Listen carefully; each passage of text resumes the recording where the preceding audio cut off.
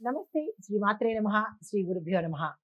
July నెల 6వ తారీఖు 2025 ఆదివారం నాటి పంచాంగం ప్రకారము తొలి ఏకాదశి బోనాలకు రెండవ ఆదివారము, పునర్వసు కార్తె ప్రారంభము.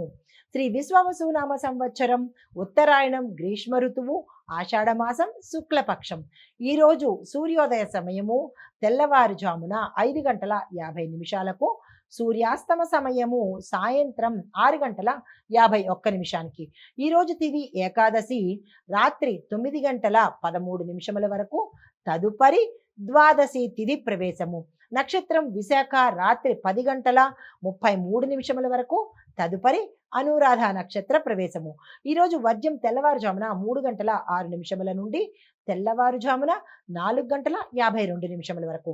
దుర్ముహూర్త సమయం సాయంత్రం 5:06 నుంచి సాయంత్రం 5:58 వరకు. రాహుకాల సమయం సాయంత్రం 5:13 నుంచి సాయంత్రం 6:51 వరకు. బ్రహ్మముహూర్త సమయం తెల్లవారుజామున 4:14 నుంచి తెల్లవారుజామున 5:02 వరకు. అమృత ఘడియలు మధ్యాహ్న సమయంలో 12:50 నుంచి మధ్యాహ్నం 2:37 వరకు. అభిజిత్ ముహూర్తము ఉదయం 11:54 నుంచి మధ్యాహ్నం 12:46 వరకు. ఇది నేటి పంచాంగం. నమస్తే. తదుపరి రాశి మకర రాశి. ఈ రాశి వారి యొక్క గ్రహస్థితి చంద్రుడు కుంభంలో 2వ స్థానంలో సంచారం చేస్తున్నాడు. శని 2వ స్థానంలో వక్రగతిలో సంచారం మొదలుపెట్టాడు. కాబట్టి ఫలితాలు, ధనలాభము, కుటుంబంలో శుభవార్తలు, ఉద్యోగాలలో శుభ సూచనలు గోచరిస్తున్నాయి. మీకు చెప్పదగిన పరిహారము శని పూజ చేసుకోండి. నల్ల నువ్వులను దానంగా ఇచ్చుకున్నట్టయితే ఇంకా విశేషమైన ఫలితాలు పొందుతారు. నమస్తే.